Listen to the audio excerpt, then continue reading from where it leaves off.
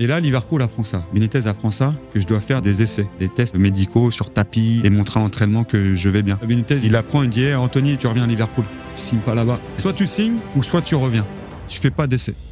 Anthony Le Tallec, tu es un ancien joueur de foot professionnel dont la carrière a été marquée par des grandes attentes dès ton plus jeune âge. Formé au Havre, rapidement repéré par Liverpool à seulement 18 ans. Vainqueur de la Coupe du Monde U17 avec la France en 2001 et vainqueur de la Ligue des champions avec Liverpool en 2005. Ton parcours est aussi riche qu'atypique, marqué par des réussites, mais également des moments d'apprentissage. Aujourd'hui, tu es entraîneur et tu transmets tes apprentissages aux plus jeunes générations. Je me rappelle quand j'arrive à Liverpool, ma première séance, je suis en duo avec Michael Owen qui venait de Ballon d'Or. Donc le coach il dit mettez-vous par deux. Et là je me retrouve avec Michael Owen. Franchement c'est le meilleur joueur que j'ai vu de mes yeux dans la surface de réparation. Et puis même titulaire en quart de finale contre la Juve à Anfield. Il faut que tu nous parles de ce match-là. Ouais parce que je suis très surpris d'être titulaire. Je m'y attendais pas du tout. Combien de jours avant le match, je te le dis? Il me dit 1 heure avant. 1 heure avant. 1 heure. Et peut-être que c'était voulu. T'aurais trop pensé à Bah peut-être, mais dingue, on gagne 2-1. Je fais une passe D à Luis Garcia et je suis devant avec Milan, tout se passe à merveille. Donc deuxième saison directement, tu vas à Saint-Étienne. Ouais, je vais à Saint-Étienne en prêt et après à l'entraînement malheureusement, Vincent Ognon me casse la cheville. Et en fait, au mercato hivernal, Liverpool prend des renseignements sur moi. Il me disait ouais, ok, si tu joues pas trop à Saint-Étienne, reviens. Je reviens là-bas et j'ai une discussion avec Benitez. Il me dit ok, t'as voulu partir, regarde aujourd'hui où t'en es. Maintenant, tu vas en réserve 1 mois et demi, tu me montres et après peut-être que je te reprendrai dans le groupe. Comment tu réagis quand il dit ça? Anthony, merci beaucoup d'être sur le podcast Histoire de foot aujourd'hui. Merci à toi, merci pour l'invitation. Je suis content d'être là. Vendredi 18 juillet, je pense que dans les prochains jours, c'est la prépa qui commence. Tu es rendu entraîneur. C'est toujours un moment intense. Il faut bien se préparer pour s'assurer qu'on est capable de durer sur l'entièreté de la saison. Donc aujourd'hui, tu redonnes ça à des jeunes. Comment qu'on prépare le tout un peu de ton côté? Après, moi, j'ai baigné dedans depuis de nombreuses années aujourd'hui. Maintenant, je suis passé de l'autre côté en tant que coach. Mais c'est vrai que la pré-saison, c'est la plus importante pour préparer la saison, pour durer dans la saison. Mais même, on leur donne même un programme 3-4 semaines avant pour qu'ils se préparent pour cette pré-saison. Parce qu'il faut couper quand même. Après une saison, il faut couper 10-15 jours. Mais après, il faut se remettre en route pour cette pré-saison qui est vraiment très intense.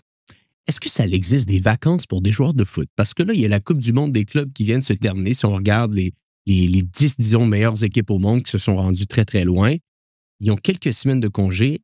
La prépare part ensuite, mais comme tu dis, il faut se préparer des fois un peu à travers les vacances. Est-ce que ça existe des vacances quasiment pour des joueurs de foot? Ou? Pas beaucoup. Il n'y a pas beaucoup de vacances. Il faut le savoir. On a en général 4 à 5 semaines quand même, mais que sur la période de fin mai jusqu'à fin juin. Mais là, après, c'était particulier parce que c'est la première fois qu'il y a la Coupe du monde des clubs. Et même moi, je me suis posé la question pour les joueurs, pour la santé, parce que le nombre de matchs qu'il y a dans la saison, surtout pour eux, il y en a moins 70. Et c'est vraiment incroyable avant une telle compétition.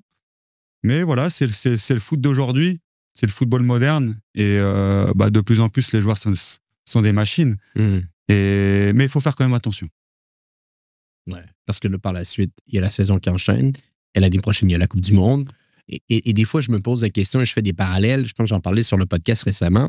Tu as d'autres sports, disons, en Amérique du Nord, comme le basket ou le hockey sur glace ou le football américain, que tu vas avoir 3, 4, 5, 6 mois entre les saisons.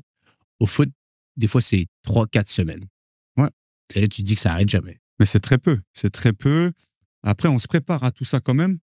Mais quand même, des fois, il arrive ce qu'il arrive, c'est les blessures. Ce sont les blessures. Parce qu'à un moment donné, quand on tape trop dans la machine, la machine, elle casse. Mais là, je me pose quand même des questions pour les joueurs du Paris Saint-Germain, parce que la saison va vite reprendre là. Et je pense qu'ils vont avoir que 10 jours de vacances. 10-15 jours maximum. Après, je ne sais pas comment Luis Enrique va gérer son groupe. Peut-être qu'il va faire jouer les plus jeunes au début. Je pense que c'est ça qui va se passer. Mais ça va être une pré-saison particulière pour eux. Même si, voilà, ils ont presque tout gagné. Malheureusement, ils ont perdu cette finale. Je pensais réellement qu'ils allaient la gagner par rapport à la saison accomplie. Mais comme on a pu le voir à la finale, ils n'avaient plus de jus. Il n'y avait plus rien. Mais voilà, quand même, il faut les féliciter. Absolument, saison incroyable. Ça va peut-être les ramener sur terre un petit peu parce qu'à un moment donné, tu te crois invincible sur certains aspects. Effectivement, je pense que tu as un bon point. Tu as parlé de Paris Saint-Germain, je pense aux équipes anglaises comme Chelsea qui a gagné la Coupe du monde des clubs, qui, eux, vont commencer également leur saison incessamment. Et on le sait, c'est assez dur en première ligue. Tu le sais mieux que moi. Est-ce qu'ils vont faire jouer des jeunes au début?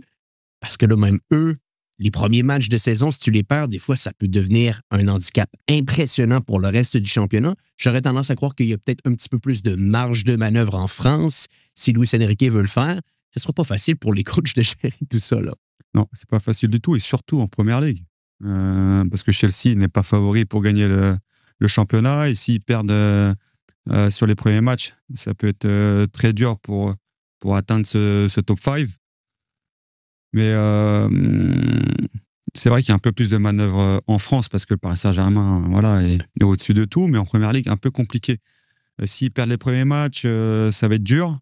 Mais en Angleterre, où il faut être présent, c'est au Boxing Day. Ouais. C'est là où tout se joue à peu près. Ah, j'ai hâte qu'on en parle aujourd'hui parce que je pense que tu vas avoir des anecdotes assez intéressantes pour nous sur ce qui se déroule en Angleterre. Mais bon, je te ramène peut-être un petit peu plus au début. Formé au Havre, le foot, au meilleur de tes souvenirs, c'est à quel moment que ce déclic, que tu es peut-être un petit peu meilleur que les autres, que tu sens que tu es capable de marquer des buts que les autres ne sont pas capables de marquer? Au meilleur de tes souvenirs, c'est quand que ça commence tout ça? Bah, dès le début, quand j'intègre le HAC, en fait, je suis surclassé dans toutes les catégories. Mais ce qui est marrant, c'est parce qu'on a parlé de Chelsea. Et je suis parti faire un tournoi en Bretagne. C'était un tournoi U13 à Pleumelin. Et là, c'était la première fois qu'il y a un club qui est venu me voir, qui est parti voir mon père. Et c'était Chelsea. Parce qu'on avait joué contre Chelsea. J'avais mis un coup franc de 40 mètres. Et puis, ils sont venus. Donc, c'est le premier club qui est venu voir mon père. Ouais, c'est marrant qu'on en parle. Parce que presque, je m'en souvenais plus. Et c'est en parlant de Chelsea que je me suis rappelé de ça. Mais ouais, c'est les meilleures années. Les meilleures années, c'est quand t'es petit, quand tu fais les tournois, quand t'es avec tes potes. Mais c'est vrai que c'est à partir de ces moments-là quand... T'as quel âge environ? Quel âge? 12-13 ans. Et Chelsea vient de voir à 12-13 ans. Ouais, Chelsea, après Arsenal. Donc c'est là que je commence à me dire que peut-être que être footballeur professionnel, ça peut être possible. Est-ce que c'est déstabilisant quand tu as 12-13 ans de voir des gros clubs comme ça? Et autant que ça peut être flatteur, autant peut-être que ça peut faire en sorte que ça t'enfle un peu la tête. Tes parents doivent, j'imagine, t'aider à rester un petit peu sur terre. Comment tu le vis un peu, ces périodes-là? Bah, t'es flatté. T'es flatté au début. Mais après, ça commence c'est difficile. Parce que j'avais énormément de clubs quand j'étais jeune, même si j'étais au HAC. J'avais énormément de clubs, recruteurs qui venaient me voir au match. Et c'est déstabilisant à un moment donné. Parce que tu sais qu'il y a le recruteur du Milan, tu sais qu'il y a Arsenal qui est là, qui te regarde. Mais d'un côté aussi, ça me boostait. Ça me boostait et après, j'avais une réelle envie d'aller dans un top club européen. Après, il y a l'équipe de France. J'ai fait l'équipe de France des moins de 15 jusqu'en espoir. Et après, j'étais habitué à ça. J'étais habitué à ce qu'on me regarde, mais c'est vrai que c'est déstabilisant. Mais surtout quand on a remporté la Coupe du Monde, U17, là, c'est devenu compliqué. Autour de chez moi, à l'école, on me pointait du doigt. Et je me suis vraiment enfermé dans une bulle pendant 1 an. Je ne suis pas sorti de chez moi. Parce que c'était compliqué à gérer. Mais heureusement que j'étais chez mes parents, j'avais l'entourage. Parce qu'on sentait que tu étais la nouvelle coqueluche. Ouais, parce qu'il y avait les médias qui étaient là, devant chez moi. Les gens que je ne connaissais pas, ils venaient devant chez moi. Donc j'étais comme une bête, quoi, et qu'on voulait voir. Et c'est vrai qu'au début, c'est pas facile. C'est pas facile. Mais heureusement que j'avais mes parents, j'avais un agent à l'époque. Et puis voilà, j'étais bien. Parlons un petit peu, te parler de la Coupe du Monde U17 avec la France en 2001. Mais avant ça, je pense que le réel parcours débute, si on parle de cette équipe de France, avec le championnat d'Europe. Ou est-ce que vous êtes qualifié finalement pour cette Coupe du Monde? Peut-être tu peux nous ramener un peu à ce moment? Ouais, bien sûr, parce que c'est là pratiquement tout part pour signer dans un top club européen. Donc, on est qualifié pour les championnats d'Europe en Angleterre, U16, avec la France. Et on fait un super parcours avec le coach Jodard. Et puis, on arrive en demi-finale contre l'Angleterre. Contre l'Angleterre, le pays hôte. Et on va jouer à St. James Park, à Newcastle, contre l'Angleterre, stade plein. Et c'était l'une des premières fois, voilà, je jouais dans un stade, sur un grand stade plein. C'était rempli? C'était rempli? Rempli, en plus c'était l'Angleterre. Et là, on gagne 4-0. On gagne 4-0 contre l'Angleterre. Et je marque doublé. Et Florence Sinama Pongol aussi met son doublé. Et à ce match-là, je mets un ciseau. Je mets un ciseau, je crois que c'était le deuxième but ou le premier but. Et là, ça a beaucoup fait parler, quoi. Et voilà, même Téléfoot avait relayé, et puis c'est parti, quoi. Et c'est là que je pense que vraiment tous les clubs sont venus taper à la porte. Ils ont appelé Le Havre aussi, parce que j'étais sous contrat avec Le Havre. Et après, on va en finale contre l'Espagne de Torres. On perd 1-0, c'était au Stadium of Light de Sunderland. Ce qui est marrant, c'est qu'après, j'ai joué là-bas. Mais ouais, on perd 1-0 là-bas. Je ne sais pas si c'est mérité ou pas pour eux. Mais on perd quand même cette finale. Mais on est qualifié pour la Coupe du Monde, qui est 2 ou 3 mois après à Trinidad et Tobago. Comme on a fini dans les 3 premiers, et on était qualifié pour cette Coupe du Monde U17. Et puis on la gagne, on la remporte.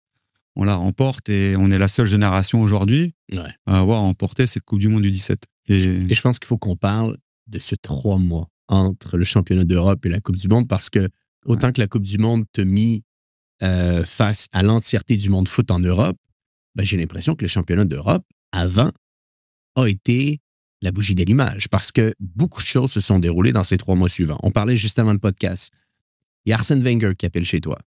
Il y a Gérard Houllier qui a des yeux un petit peu tout le tour de la tête en Europe, qui est à ce moment coach de Liverpool, qui a toujours un regard très attentif sur ce qui se déroule dans le championnat français avec l'équipe de France. Les clubs italiens, tu parlais de Chelsea plus tôt. Donc, ce 3 mois-là, est-ce que tu es capable de te consacrer au foot, ou à chaque jour, quand tu reviens à la maison, tes parents, ton agent disent, bon, il y a ce club-là qui est venu, on a cette offre, qu'est-ce qu'on fait? Comment ça se met en place, tout ça? C'était dingue. Franchement, ces 3 mois-là, c'était vraiment fou. Parce que j'avais tous les clubs, tous les plus gros clubs européens sur moi. Et même pour vous dire, il y a même un club italien qui est venu avec une mallette chez moi avec du cash. C'était Pérouse à l'époque. Pour tes parents? Ouais, bien sûr. J'ai été voir Wenger en personne. J'étais à Manchester avec Ferguson. Gérard Houllier qui appelait régulièrement à la maison. Il y avait le Milan AC aussi. Barcelone, le Real. Il y avait tout le monde. Donc, c'était très, très flatteur aussi d'un côté. Et puis, en même temps aussi, à cette période-là, j'intègre les pros du HAC. Et je fais mes premiers pas en professionnel avec mon club formateur. Donc, une période vraiment extraordinaire pour moi. Où là, je fais la une aussi de tous les magazines avec mon pote, mon ami Florence Sinama Pongol. Il faut en parler de ça. Ouais, plus éloigné. Parce que franchement, ça avait vraiment fait le buzz à l'époque. Il n'y avait pas tous les médias qu'il y avait aujourd'hui. Il n'y avait pas tous ces réseaux sociaux aujourd'hui. Mais c'était incroyable. Parce qu'aujourd'hui, on est en 2025. Et les gens me parlent de ça encore aujourd'hui. Me parlent de ce moment-là. Et quand on parle de ma carrière, on parle de Liverpool. Alors que j'ai fait 20 ans. Mais on parle de ce moment-là. Surtout les personnes de ma génération. Les plus petits aujourd'hui, ils ne me connaissent pas, bien évidemment. Mais ça a vraiment fait beaucoup parler à l'époque. Donc, on fait une petite pause sur l'épisode en cours pour vous dire une chose, pour vous dire, merci. Merci d'être autant présent semaine après semaine sur le podcast Histoire de foot. Mon nom est Antoine Gagné, animateur et producteur du podcast, et je vous le dis, ça me fait chaud au cœur de voir qu'à chaque semaine, vous êtes présent pour écouter les différentes histoires de foot qu'on a avec nos invités. Maintenant, si vous écoutez le podcast depuis quelque temps maintenant, vous le voyez, on n'a pas de sponsor, on n'a pas de gens qui vont venir financer le podcast. Tout est fait avec notre propre argent de A à Z. Et la seule chose que vous pouvez faire aujourd'hui pour nous aider, pour nous encourager, c'est simplement de vous abonner. De vous abonner sur YouTube, de vous abonner sur Spotify ou encore sur Apple Podcasts. Plus l'auditoire grandit, plus qu'on va être capable d'avoir des invités de classe mondiale et de continuer à vous livrer des histoires de foot qui vont pouvoir marquer votre esprit. Donc, je vous remercie encore. De retour à l'épisode en cours. Au final, la décision du club que tu vas choisir, qui finalement est Liverpool, se prend avant la Coupe du Monde. Pour quelle raison? Est-ce que vous n'aviez pas peut-être pensé que cette Coupe du Monde, si tu performes, ce que tu as fait, allait pouvoir augmenter x2, x3 ta valeur ou peut-être même avoir encore plus d'intérêt de clubs différents? Non, je pense que Liverpool voulait boucler avant cette Coupe du Monde parce que peut-être ils pensaient qu'on allait la remporter. Nous, pas du tout. On ne pensait pas du tout gagner cette Coupe du Monde. Parce que déjà, on ne gagne pas le championnat d'Europe, on fait finaliste. Mais peut-être que les clubs pensaient déjà au futur. Et ils ont bien joué le coup, en fait. Parce que peut-être qu'ils auraient payé plus cher, Liverpool. Parce qu'ils nous ont payé, je crois, 12 millions. 12 millions d'euros à l'époque, en 2001. C'était fou pour de jeunes joueurs. Et peut-être que la cote, elle aurait été x2, x3. Peut-être.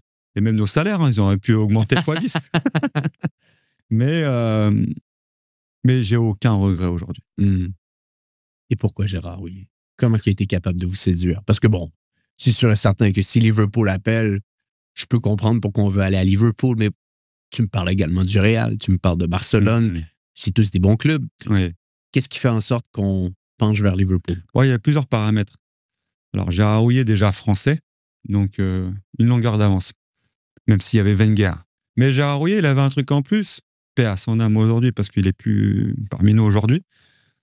Mais il appelait régulièrement chez mes parents. À quelle fréquence? Dès que le match du week-end était terminé, il voulait savoir ce que j'avais fait. Donc, il appelait régulièrement et je pense que aussi mes parents, ils m'ont peut-être poussé aussi à aller avec lui parce qu'il avait ce côté-là à prendre des nouvelles régulièrement. Moi, je pense qu'il a été fort là-dessus parce que j'ai signé derrière là-bas. Donc, ce qu'il faut savoir, c'est j'ai signé en premier là-bas et Flo m'a suivi derrière. Parce que Flo, il voulait aller à Arsenal. Ah, donc juste pour être certain, pour les gens qui nous écoutent, on parle de Florent Sinama Angol, c'est un joueur de foot, cousin éloigné également. Les deux, vous avez signé ensemble à Liverpool. C'est ça. Une histoire atypique. Voilà, il est arrivé à 12 ans chez moi. Mes parents l'ont accueilli parce que on s'est rendu compte, quand je suis parti faire un tournoi là-bas à l'île de la Réunion avec le Havre, que c'était mon cousin éloigné. Parce que son père, cousin germain de ma tata aujourd'hui, ma tante qui est mariée avec le frère de ma maman. Et voilà, on s'est rendu compte de ça là-bas. Et le HAC, il y avait le président Louvel qui était au tournoi. Il a profité de ça pour rapatrier Florent au Havre. Wow. Parce qu'il avait Nantes aussi sur Flo.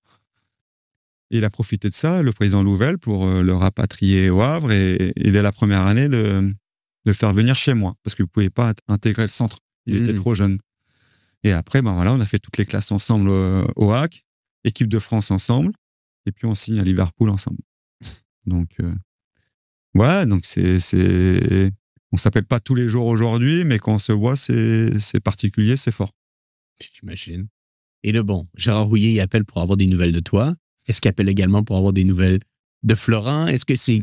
Oui, je pense aussi, il le faisait aussi de l'autre côté. Parce que, voilà aussi, Flo, il performait aussi. Moi, en fait, notre duo à nous deux, c'était moi le passeur pour Flo. Et cette doublette a marché du tonnerre. Elle a même marché après les premières années en Ligue 2 WAC et même en Ligue 1 après derrière. Et ça a fait beaucoup de buzz à l'époque, ce duo, à hauteur de 12 millions d'euros. Et Flo aussi, je pense qu'il a fait le bon choix. Aussi, j'en ai Et il y a plein de choses qui se déroulent de manière assez rapide pendant cette année, comme tu le mentionnes, tu débutes en professionnel. Ligue 2, finalement, le club monte en Ligue 1. C'est assez incroyable ce qui s'est déroulé ici. Les discussions avec Liverpool, qui finalement se matérialisent avant la Coupe du Monde. Tu signes là-bas. Et là, je veux t'amener tranquillement à cette Coupe du Monde U17 en 2001. Vous la gagnez. Et là, ce qui est encore plus fascinant dans tout ça, c'est que Florent termine ballon d'or de la compétition, finit ballon d'argent de la compétition.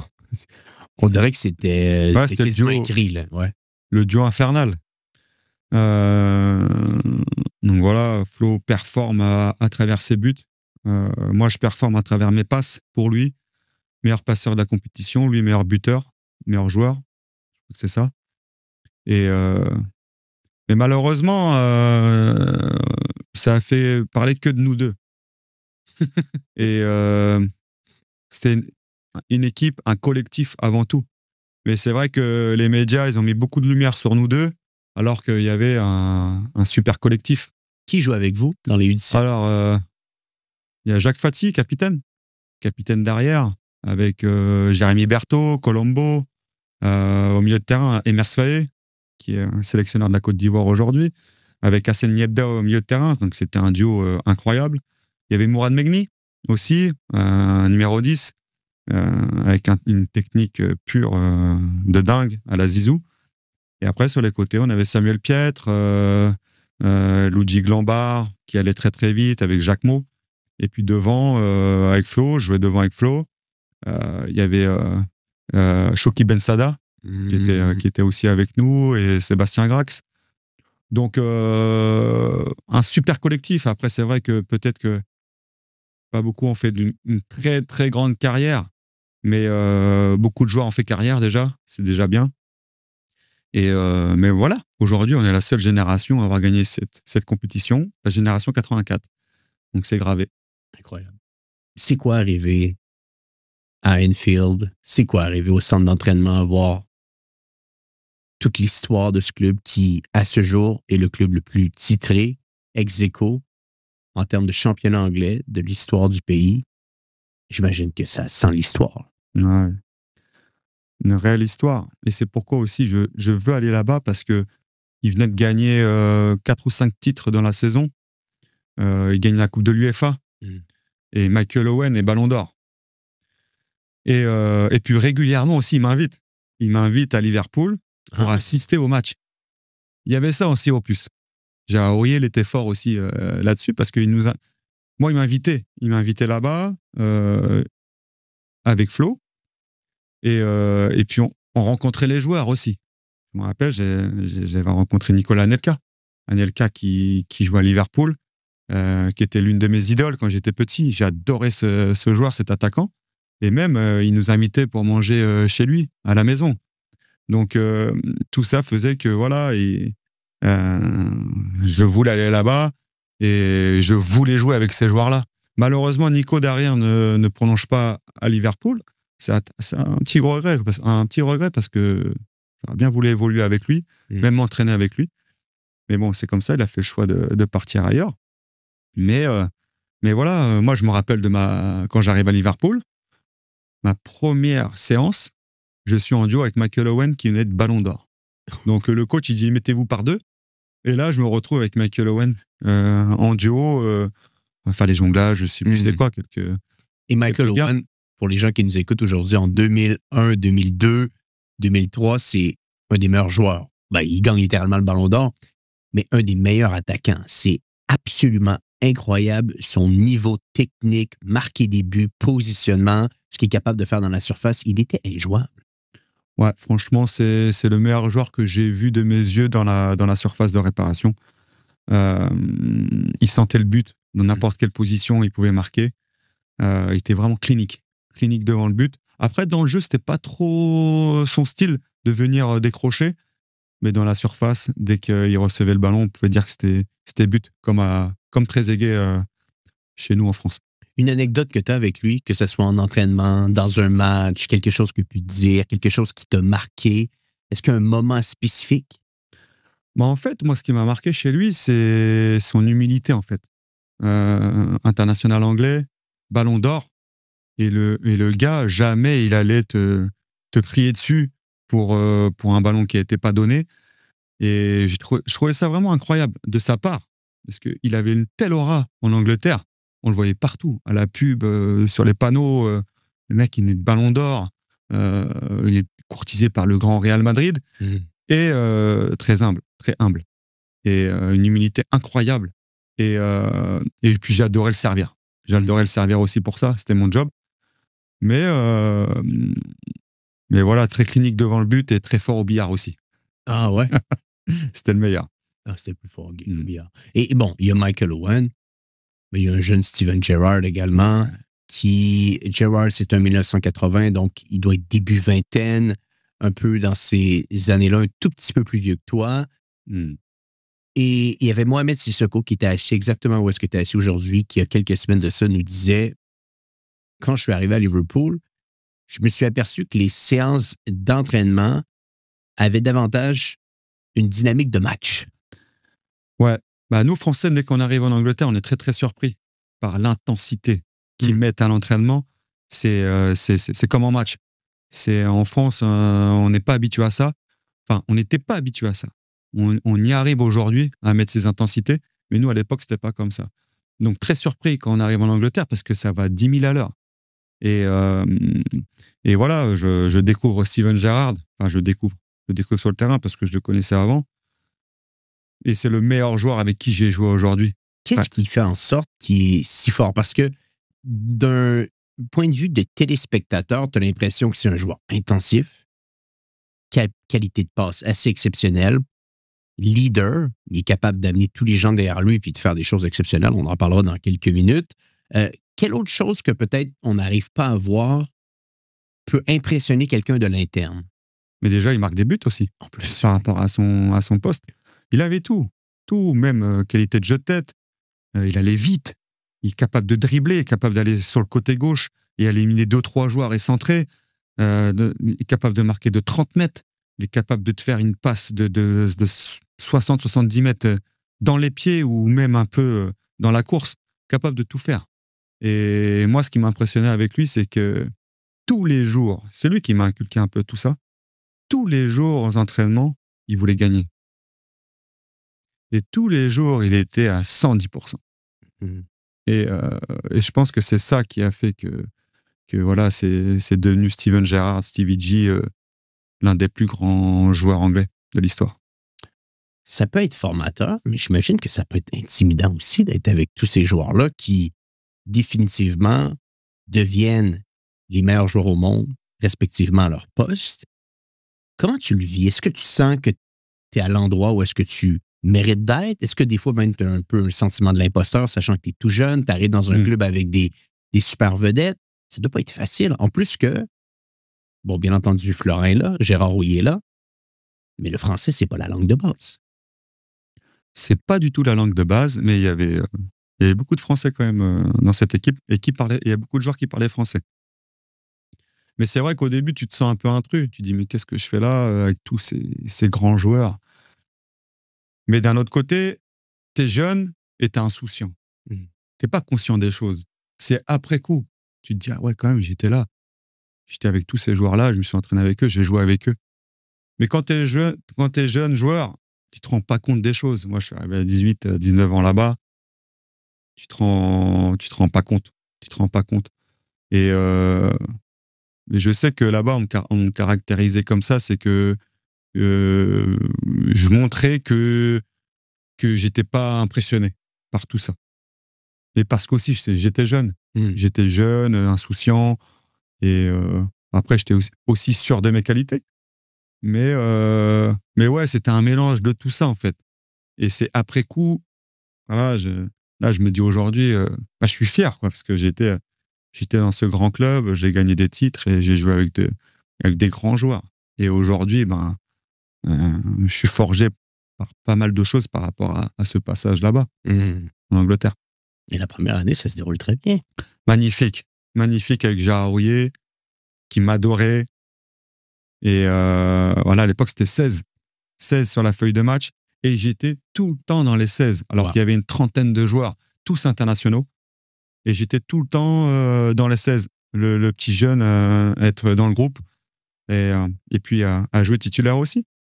Donc, cette première année, elle est vraiment incroyable pour moi et je même prolonge d'une année supplémentaire. Parce que je signe 5 ans et je prolonge d'une année parce que la première année, elle se passe très, très bien. Peut-être aussi, je touchais pas, j'avais pas un gros salaire comme les autres. Et c'est pourquoi aussi, peut-être que j'ai prolongé dès la première année. Mais ouais, une année incroyable. Là-bas, on me surnommait le talent. Le calais avec le talent, ouais, c'était. Mais, dingue. Dingue. Et quand je retourne là-bas, mais je suis même retourné là pour un match de légende. Et c'était. Les souvenirs, ils sont revenus et c'était fort de regoûter à ça, de le vivre avec les joueurs avec qui j'ai joué. Et puis voilà, ils ont cette culture-là, les Anglais. Même voilà, un match de légende, des anciens joueurs, le stade d'Anfield, il était plein à craquer. Donc ça, on a fait un match aller à Old Trafford parce qu'on a joué Manchester. Et après, on a fait le match retour à Anfield. Et c'était magique. C'est quoi Anfield? De l'extérieur, ça semble intimidant. Impossible de jouer un match avec toutes ses capacités. On dirait qu'il y a quelque chose d'étrange pour l'équipe adverse. On perd un petit peu nos moyens. On n'arrive pas à faire circuler le ballon comme on le voudrait. Et j'en veux pour preuve, les meilleurs clubs au monde vont à Anfield et plus souvent qu'autrement n'arrivent pas à faire des résultats. Comment on l'explique? Il n'y a pas beaucoup d'explications. C'est une atmosphère, en fait. Quand on rentre dans ce stade, c'est très, très particulier, ce qu'on peut ressentir. Il faut y aller, il faut le vivre. Même là, je le dis, moi, pour tous les fans de football, il faut aller voir ce qui se passe à Anfield parce que c'est un stade particulier.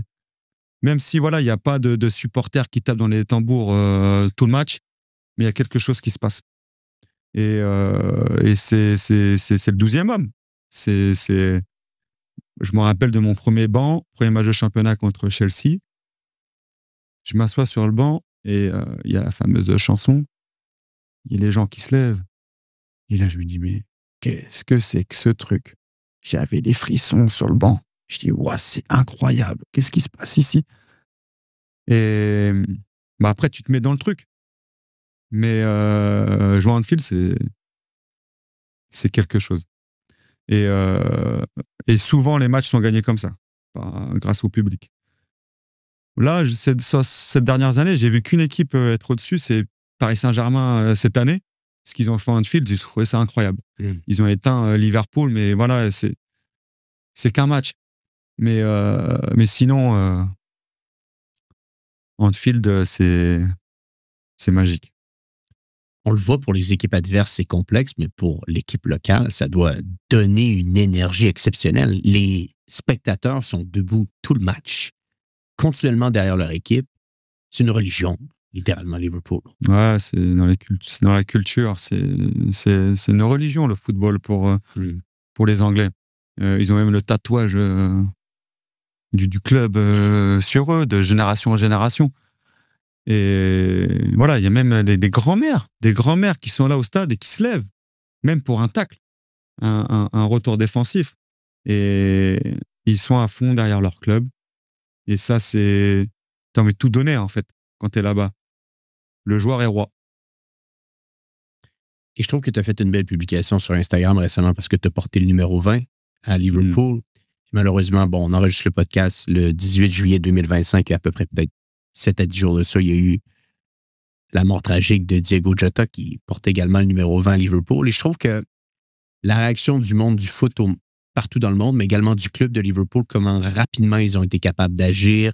On retire le numéro 20, une commémoration qui se fait quasiment le lendemain. Tu sens vraiment cet esprit familial, de fierté autour du club. Et je trouve que même dans des moments comme ça, c'est là que ça se voit le plus avec un club. Ouais, moi, j'étais vraiment pas surpris de la réaction du club. Parce que déjà, j'étais là-bas, donc je sais comment ça se passe. Mais c'est un club familial avant tout. Et on a pu le voir à travers ce moment tragique pour la famille de Diego Jota. Et même ce qu'ils ont fait, Liverpool a versé 2 ans de salaire à la famille. Ça, mais ça, je savais qu'ils allaient faire ça. C'est naturel pour ce club-là. Et même, je crois, même ils vont payer les frais de scolarité à vie pour les enfants. Mais ça, c'est normal pour ce club. Et c'est pour ça qu'aujourd'hui, il fait partie des meilleurs clubs du monde. Et voilà, moi je l'ai vécu quand on allait faire les pré-saisons en Asie. On allait à Hong Kong, on allait en Thaïlande. Et là, j'ai vu vraiment les gens, comment ils aimaient ce club. Ils dormaient au pied de l'hôtel pour nous voir, aller 15-20 secondes au moment d'aller au bus. Et à travers le monde, je pense que c'est peut-être le club qui est le plus aimé dans le monde. Et là, avec le mercato qu'ils sont en train de faire, je pense qu'ils vont avoir une saison 2025-2026 qui risque d'être assez exceptionnelle. On gagnait le championnat anglais l'année dernière. On fait les choses en grand cet été pour être prêt pour la prochaine saison. On va les suivre de près. Je continue avec ton aventure à Liverpool. Première saison pleine. Et là, la deuxième saison, je pense que globalement, ça se passe bien, mais là, c'est Gérard Rouillet qui perd son emploi. Donc, ça change beaucoup de choses, là. Ouais, c'est ça. Malheureusement, on ne gagne pas le championnat. Et puis, Gérard Rouillet aussi avec quelques soucis de santé, problème de cœur. Et il se fait virer dès la fin de saison. Je prolonge et il se fait limoger derrière. Et Rafael Benitez arrive avec son staff espagnol et ses joueurs espagnols. Et là, je prends peur. Je prends peur parce qu'en fait, tout va bien pour moi et je vois le truc qui s'effondre, en fait. Et T'es jeune en plus. je suis très jeune et je suis peut-être mal entouré à l'époque avec un agent qui me dit que voilà, il y avait beaucoup de clubs qui me voulaient en prêt. Et peut-être que voilà, c'est un petit regret aujourd'hui. Peut-être que si j'étais resté dès la première année avec Rafael Benitez, ça serait passé différemment. Mais je demande à le rencontrer et il est très surpris. Il est très surpris de ma venue dans son bureau et je lui demande ce qu'il allait faire avec moi, s'il comptait sur moi. Et là, je le sens pas, en fait. Qu'est-ce qu'il te dit?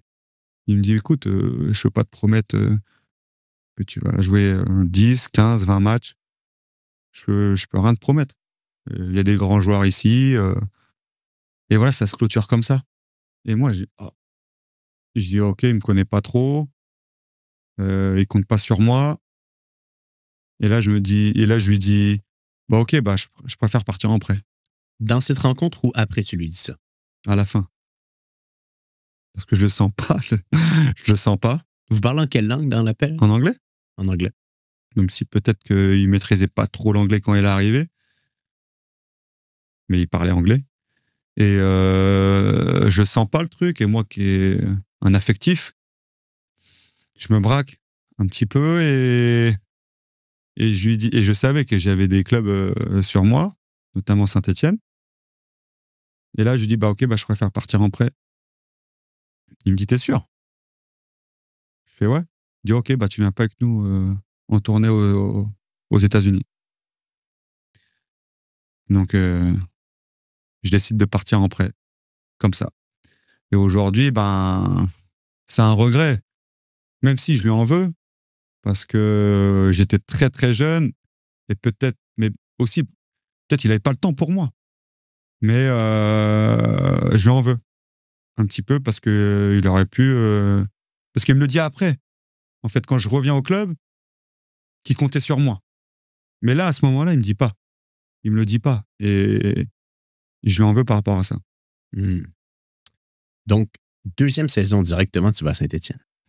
Ouais, je vais à Saint-Étienne en prêt, avec le président Caiazzo et le coach Eli Bopp, pour jouer en Ligue 1 avec Frédéric Piquion devant. Donc j'arrive là-bas et je joue.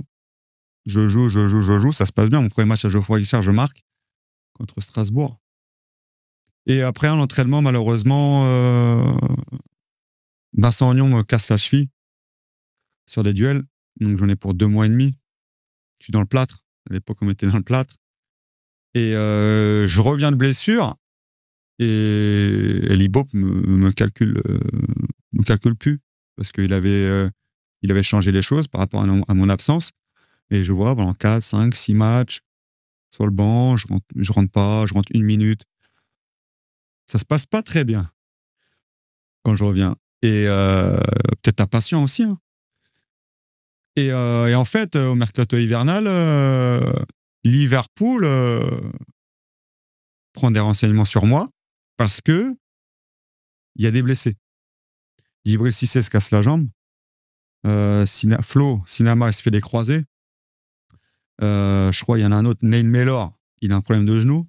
Et Morientes n'est pas qualifié pour la Ligue des Champions. Donc là, ils me disent quoi? Ils me disent, ouais, ok, ben, si tu joues pas trop à Saint-Etienne, reviens. Je fais, ok, je reviens. Et je décide de revenir.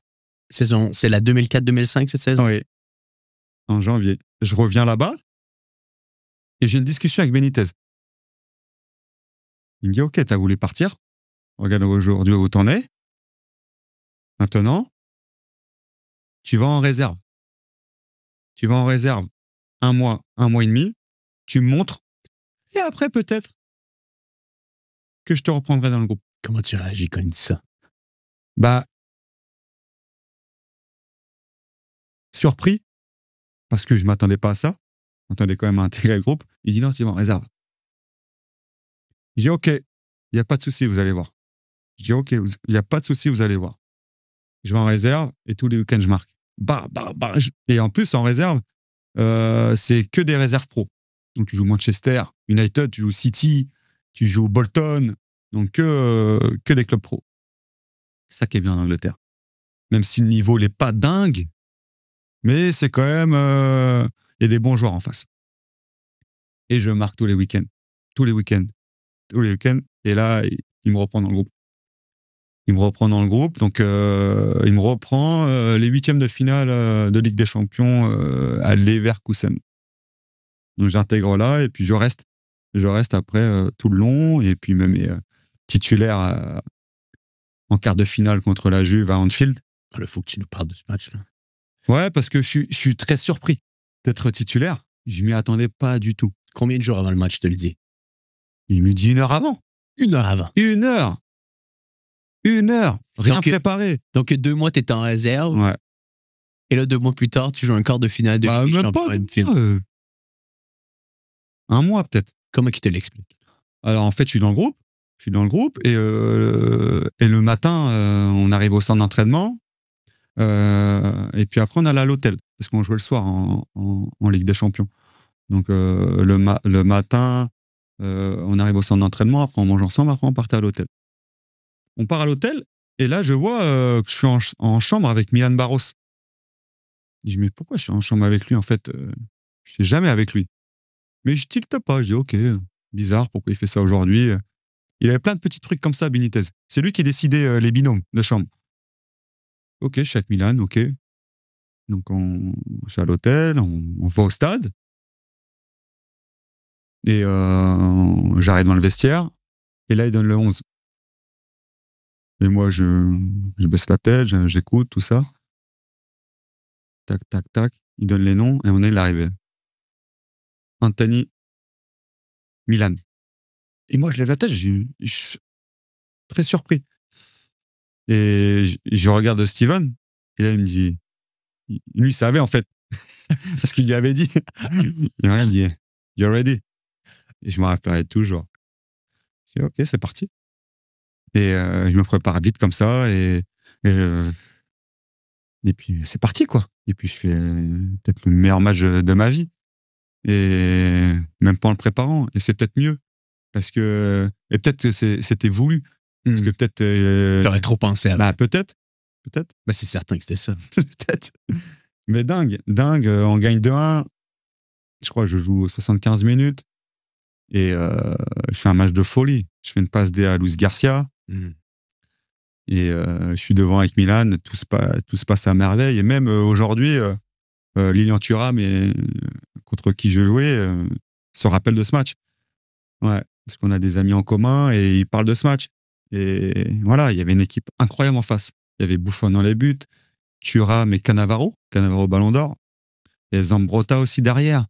Au milieu, il y avait Emerson, il y avait Del Piero, il y avait Zlatan devant avec Trezeguet. Donc, et Nedved. Donc, et Camoranesi, voilà, sur le côté.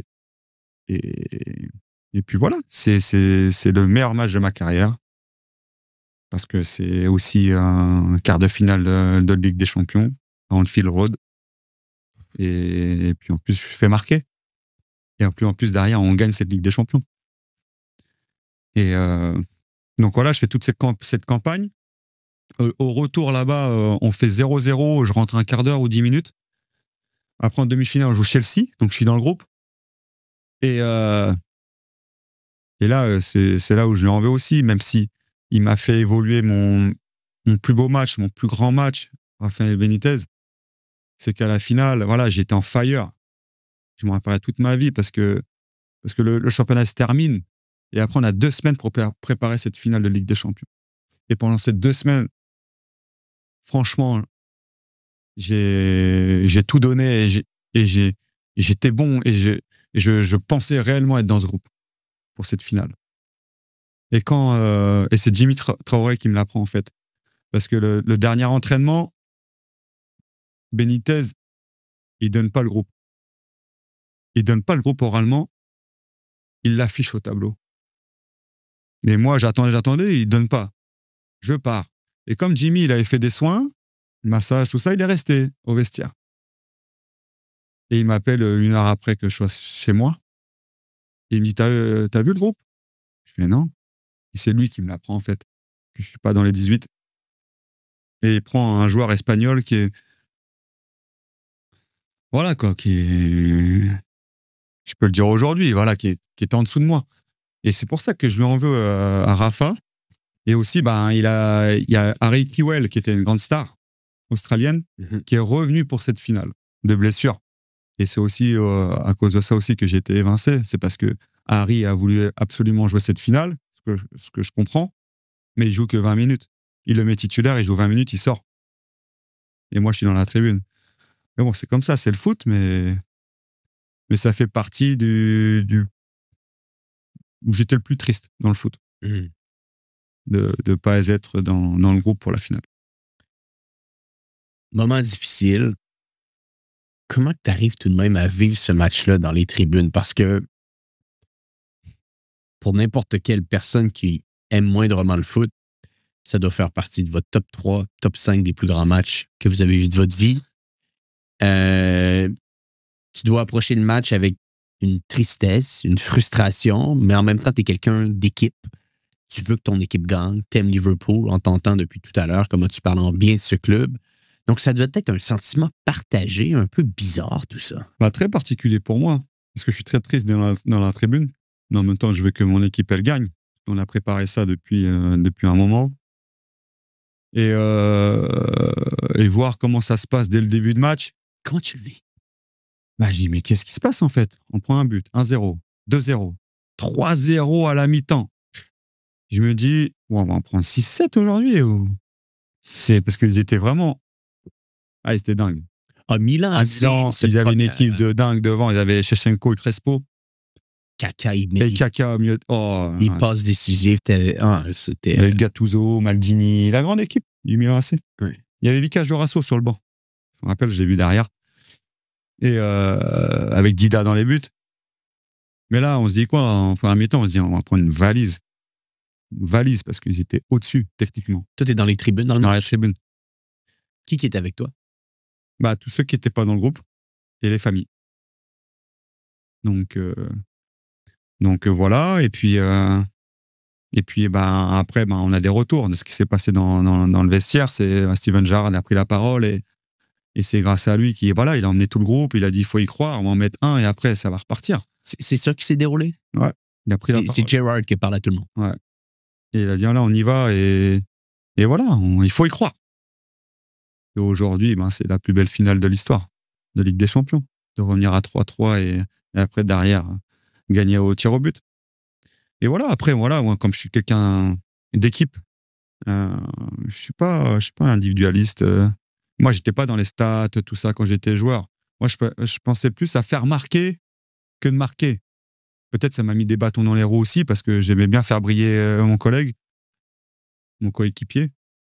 Et puis voilà, de gagner cette Ligue des Champions, j'étais heureux. J'étais heureux, mais c'est un sentiment partagé aussi. Il faut le souligner. Mmh. Mais tout de même, la célébration, j'imagine qu'après, le sourire te vient Oui, l'esprit. Puis...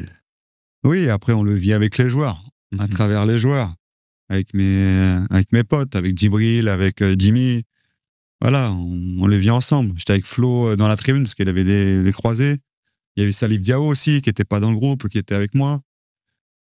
Et voilà, on le vit aussi, on est heureux. On est là, mais au fond de moi, c'est partagé. Même si j'ai la coupe chez moi.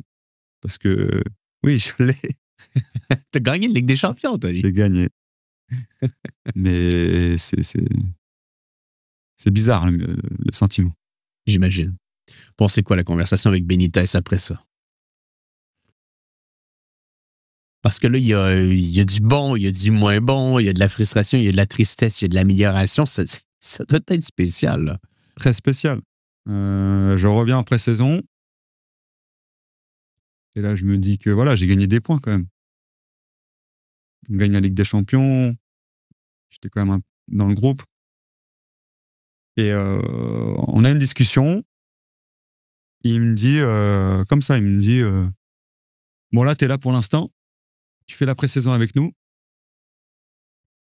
Et dès que j'ai mon attaquant, tu vas pouvoir repartir en prêt. Je dis, ah ouais, ok. Et moi, dans ma tête, je me dis, je vais tout faire en pré-saison pour le faire changer d'avis. Donc, en pré-saison, j'éclate tout. Je suis avec Djibril Cissé devant, en plus. Je le fais marquer, je marque. Les matchs amicaux, je suis bon. Et je me sens bien. Je dis, c'est bon, je crois que là... Parce qu'en plus, sur les matchs amicaux, il me fait jouer. Parce qu'il y en a, il ne joue pas. Parce qu'on est tellement un groupe élargi. Il me fait jouer. Je dis, je suis bien. En plus, je pense qu'il compte sur moi. Et je lui montre que j'ai envie, tout ça. Ça marche bien. Et là, il fait signer Peter Crouch. Il fait signer Peter Crouch. Et là, il vient me voir et me dit, Anthony, tu peux repartir en prêt. Tu peux trouver un club. Donc, lui, ce que tu lui avais dit l'année d'avant, ça lui était... Mais bien sûr. Et bien sûr, ça allait rester en tête. Et moi, je pensais que j'allais le faire changer d'avis. Eh ben non. Et c'est pour ça que je en veux aujourd'hui. Même si, voilà, je suis passé de l'autre côté. Mais un jeune joueur, il faut savoir lui parler. Il faut avoir une bonne communication. Même s'il fait des erreurs, le joueur, des fois, il faut être paternel. Il avait 20 ans, 25 ans plus que moi. Mais bon, il n'était pas dans ça, Benitez. Pas dans la com, pas dans l'humain. Très grand tacticien, par contre. Ça, il faut le dire. Ouais, génie tactique. Génie tactique. Mais après, de ce côté-là, non, je ne peux pas dire que c'était une belle personne. C'est ma faute aussi. Hein. Mais là, il me dit, allez, tu peux partir en prêt. Donc, avec mes agents, on essaie de trouver une solution. Donc, j'avais Fulham en première ligue. Ils me veulent. Je vais là-bas, au centre d'entraînement. Donc, tout se passe bien dans les négos, tout ça. On se met d'accord sur le salaire. Et là, je crois que c'est le propriétaire ou je ne sais plus qui. Il dit, on veut le voir quand même 2-3 jours sur des tests, si ça va, quoi, s'il n'est pas blessé. Je dis, ok, il n'y a pas de souci. Moi, j'étais serein, j'étais bien. Et là, Liverpool apprend ça. Benitez apprend ça, que je dois faire des essais. Enfin, des tests médicaux sur tapis et montrer à l'entraînement que je vais bien. Et là, Benitez, il apprend, il dit, hey, Anthony, tu reviens à Liverpool. Tu signes pas là-bas. Tu fais pas de tests. Soit tu signes, ou soit tu reviens. Tu fais pas d'essais. Je dis, mais comment? Et ok, je reviens. Je reviens à Liverpool. Et je me rappellerai toujours, je le croise dans les escaliers. Je fais, coach, qu'est-ce qui s'est passé et tout? Il me dit, non. Soit tu devais signer, ou soit tu reviens là. Tu fais pas d'essai. Il me dit, imagine que ça passe pas au test. qu'est-ce que tu rends comme image pour le club de Liverpool? Je dis OK. Je ferme ma bouche, je dis OK. Je ne signe pas à Fulham. Et après, on trouve la solution Sunderland, mais pour partir en prêt. Donc là, c'est pas un achat, c'est pas un transfert, parce qu'à Fulham, c'était un transfert. Et je vais à Sunderland, et là, il me convoque, il me dit « OK, tu peux partir à Sunderland en prêt, mais tu ne joues pas contre nous. » Je dis « OK, pas de souci, vas-y, allez-y, ça fait partie des clauses, il n'y a aucun souci. » Donc, j'ai pas joué les 2 matchs. J'aurais bien voulu jouer contre le mais ça se fait beaucoup en Angleterre, quand les joueurs ils partent en prêt, ils ne jouent pas contre leur club. Ça se comprend. Ça se comprend, ça se comprend. Et ce qui m'a fait bizarre quand j'étais à Sunderland et je vais jouer à Liverpool contre Everton. Ouais. C'est quoi, c'est 5 minutes à côté du stade? Je vais jouer à Everton et là, tout le match, dès que je touchais le ballon, on me sifflait. J'ai trouvé ça comme j'étais un joueur de Liverpool. C'est quasiment flatteur. Ouais. J'aimais ça, en fait. Dès que je touchais, bouh, il a une bronca à Goodison Park. Et j'ai trouvé ça particulier, mais flatteur aussi. Ça voulait dire que voilà, il me connaissait, que voilà, j'étais l'ennemi. Mais ouais, c'est un sentiment très bizarre, mais que j'ai aimé. Mais ça veut dire qu'on se rappelle de toi. Ouais, c'est ça. Puis, si on regarde un peu, à Sunderland, ça s'est pas mal déroulé. Ça va. T'as marqué des buts. Ouais. Et avec une équipe pas top, avec une équipe qui montait de Championship. Voilà, avec beaucoup d'Irlandais, d'Écossais. 5 buts. 5 buts et des buts aussi en Cup. Ouais. 5 buts en Première Ligue, ouais, avec quelques passes décisives. Et c'est là-bas que j'apprends l'anglais. Parce que à Liverpool, il y avait beaucoup de personnes qui parlaient français. Je faisais pas trop d'efforts. Je demandais des traductions à mes potes. Et même si j'ai Arouillé, il avait mis des amendes. Si on parlait anglais, 500 pounds d'amende. Si vous parliez pas anglais. Si on parlait français, entre nous, 500 pounds d'amende. Oh wow. J'avais mis des amendes par rapport à ça parce que, voilà, dès qu'on se retrouvait ensemble, on parlait français. On parlait pas anglais entre. Mais à cause de ça, j'ai pas vraiment appris l'anglais. Et c'est en arrivant à Sunderland, avec que des Britanniques, que j'apprends l'anglais. On était 2 Français, j'étais avec Christian Bassila, qui est directeur de Clairefontaine aujourd'hui. On était les 2 seuls Français. Mais ça nous a pas mal forgé, cette période. Et j'ai vraiment aimé ce passage à Sunderland. J'habite à Newcastle, à 20 minutes, et j'ai passé des bons moments. Même si on est descendu, mais moi j'ai apprécié cette période, c'était une belle expérience. Et ce qui est assez spécial dans tout ça, c'est qu'il y a continuellement des prix, il va même y en avoir un autre qu'on va parler dans quelques minutes.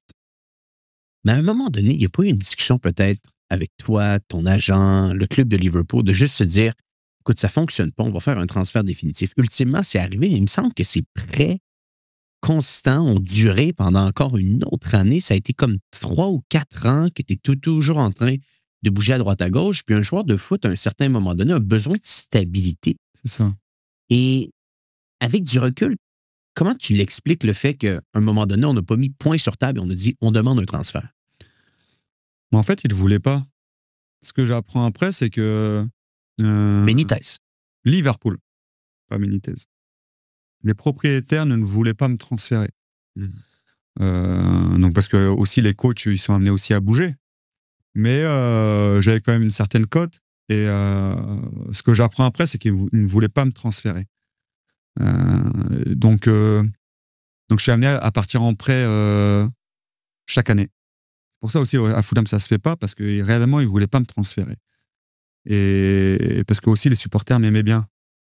Et c'est le pourquoi je pars en prêt 4 ans. 3-4 ans d'affilée. Mais c'est intense. C'est intense et c'est déstabilisant et on peut pas bien fonctionner quand on part en prêt. C'est compliqué. C'est compliqué déjà de partir en prêt, mais chaque année, c'est presque impossible de bien performer. Parce qu'à chaque fois, tu pars en prêt, tu reviens en pré-saison, tu repars en prêt, tu reviens en pré-saison, tu repars en prêt. Compliqué. Donc, je pars à Saint-Étienne, je reviens, je vais à Sunderland, je fais une année. Je pars à Sochaux. Sochaux, ça se passe très, très bien. Oui. On gagne la Coupe de France. Il faut en parler. Ça. On va en parler après. Mais je devais être transféré, ça se fait pas. Et après, je reviens en pré-saison et je pars au Mans. Ouais. En prêt.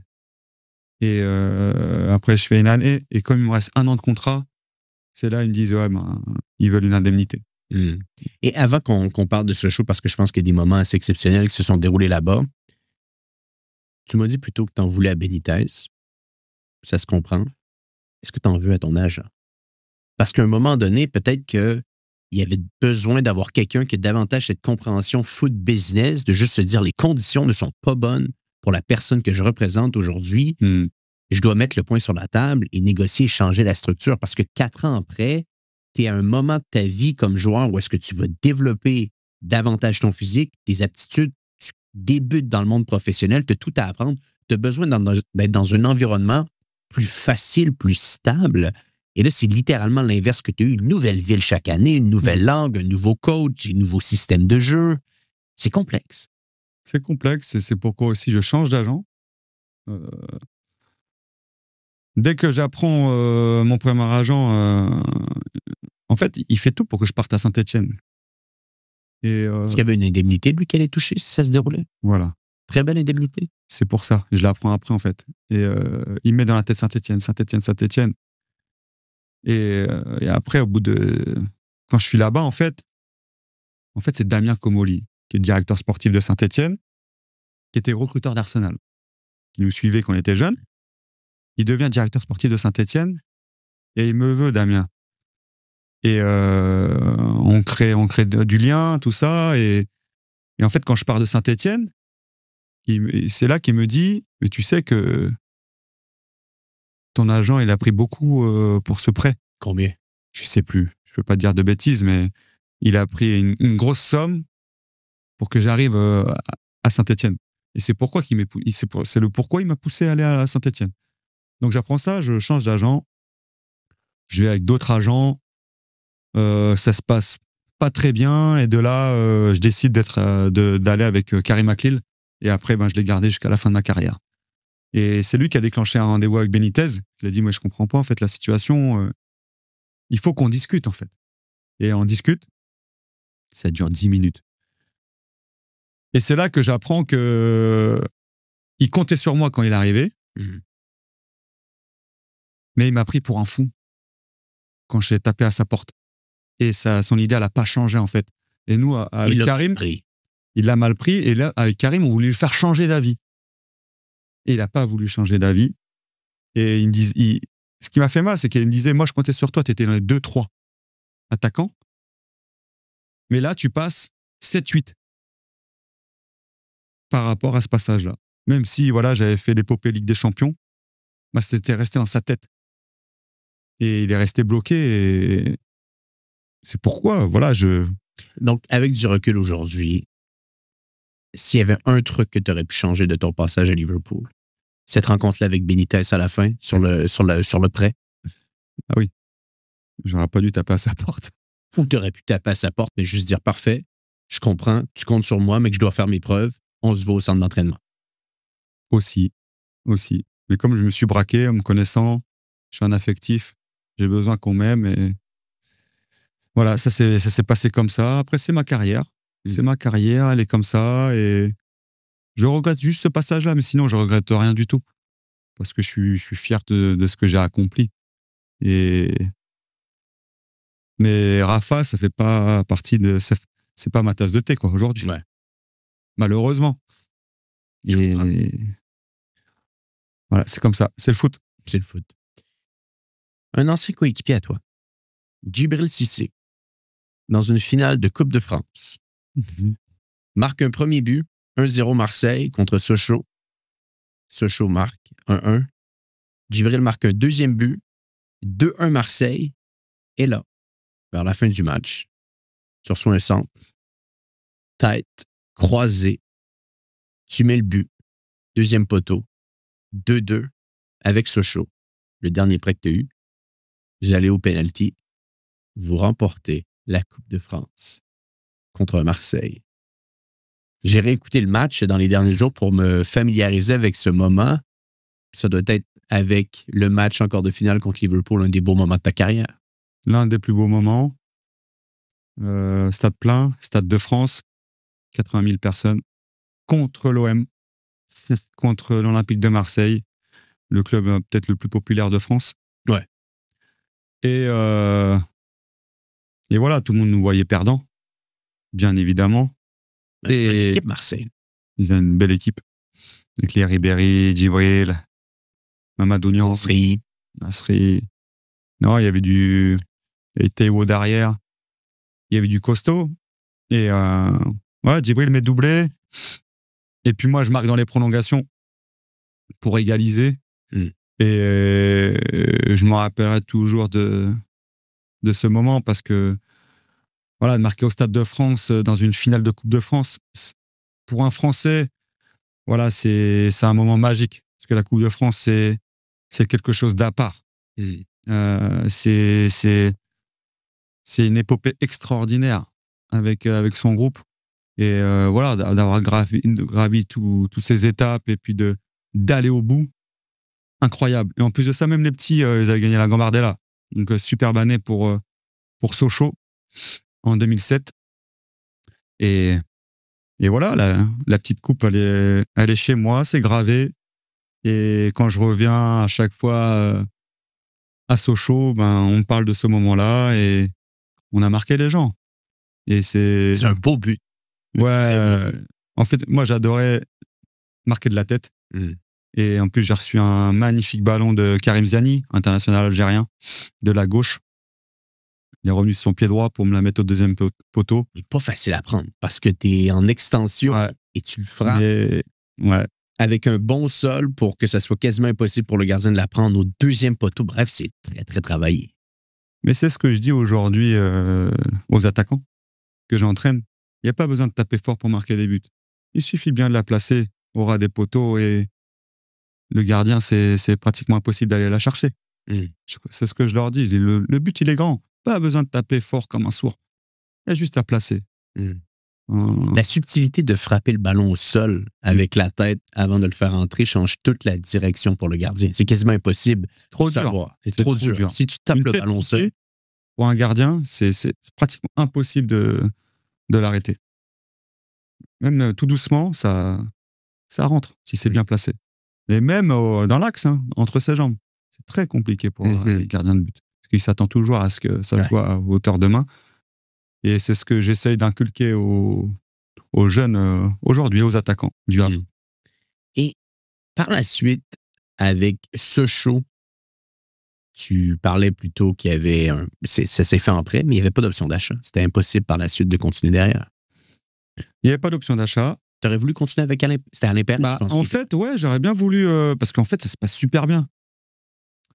Alain Perrin m'aime bien, et surtout aussi le président Plessis. Mais ça fait partie aussi de ma carrière, ça. À chaque fois, un coach me veut, il part. Donc, Alain Perrin, il est transféré à Lyon avec Galtier. Christophe Galtier, qui est son adjoint. Super doublette. Et il y a un autre coach qui arrive, Frédéric Hans. Et là, lui, il arrive avec ses idées, avec ses joueurs, et ça se fait pas, en fait. Et ça se fait pas, et je suis dans l'attente, et c'est Jérémy Bréchet qui me l'apprend. Un ami aujourd'hui. C'est lui qui me dit, Anto, voilà, cherche autre chose parce que ça va pas le faire avec le nouveau coach. Et je repars en pré-saison à Liverpool. Et un mois et demi à l'hôtel avec mon agent. On essaie de trouver des solutions, on essaye. Et le dernier jour du mercato, j'avais le choix, les Hearts en Écosse, D1 écossaise, mais avec une somme de dingue. Ouais. Combien? On est sur l'histoire de foot. C'était 200 000 net. Par mois? Ouais. Mais pour un club écossais, D1 écossais, c'était incroyable. Net. Donc ça avec des primes de dingue. Livres sterling? Ouais. Donc 2,4 millions de livres sterling à l'année net. Ça veut dire qu'au brut, c'est à peu près un sterling. C'était ça. Et en fait, je dis ça à mon père. Et mon père, il me dit, mais tu vas pas aller en Écosse, quand même. Si tu vas là-bas, tu vas t'enterrer. Et je tombe de 10 étages. Et je lui dis, peut-être. Pourquoi il dit ça? Il a raison, peut-être. Il dit ça parce que il connaît pas le championnat écossais. C'est un bon championnat. Ouais. Il me dit ça et après, avec mon agent, on décide de pas y aller, en fait. On leur dit non. Ils reviennent avec une offre encore plus grande. Combien? Je sais plus, ils avaient allongé de 20 ou 40 de plus. Donc 240 000 net par mois et tu dis non. Ouais, non. Ah, ça doit pas être facile de dire non à un chèque comme ça. Ouais, donc je dis non et puis je dis à Karim, il faut trouver une autre solution en fait. Il reste 4 ou 5 heures avant la fin du mercato et il y a Graffité au Mans qui est transféré en Allemagne, à Wolfsburg, je crois.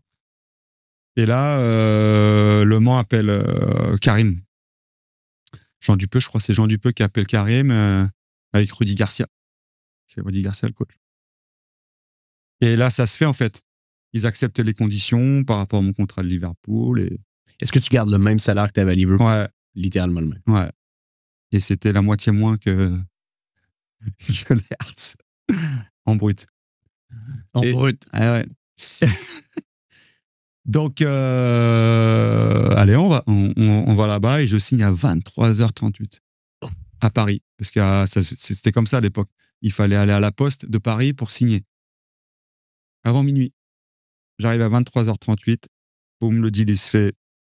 Et j'arrive en prêt au Mans. Mais avec option d'achat cette fois-ci. Eh ouais, c'est ça. Comme il me reste 1 an de contrat à Liverpool, ils mettent ça et dès la première année, ils sont contents de moi et ils lèvent l'option. Et je suis transféré au Mans. Et c'est la plus belle chose qui me soit arrivée. Ma fille est arrivée à ce moment-là. Ma fille qui est là, présente, qui est née en 2008. Et c'est là que j'ai fait mes plus belles années, en Ligue 1. Mais t'as marqué, mais je regarde. J'ai fait marquer. En fait, c'est la stabilité. Ouais. En fait, pour un joueur, c'est très important de se stabiliser, d'avoir une vie posée, parce que d'être amené à droite, à gauche à chaque fois, c'est pas facile. Quand t'es en prêt, tu joues, mais c'est pas ton club, tu joues pour toi. C'est compliqué d'être prêté, hein. C'est très très compliqué. Et au final, je me stabilise et c'est là que voilà, je montre mes réelles capacités en Ligue 1 et je suis transféré derrière. Je suis transféré derrière, je devais signer soit à Marseille ou Bordeaux. Marseille, ça se fait pas avec Deschamps parce que j'ai pas le même agent que lui. Malheureusement. Qu'est-ce que tu veux dire? Ce que je veux dire, c'est que à Marseille, il y avait 2 agents. Et là, on parle juste de la saison après le prêt au Mans, ou est-ce que finalement, il y a un transfert définitif, c'est ça? C'est ça. OK. Et là, il y avait Marseille qui pouvait s'intégrer à tout ça. Ouais, parce que je performais en Ligue 1 et Pape Diouf me voulait à Marseille avec Anigo. Et voilà, c'est ce qui se fait dans le foot.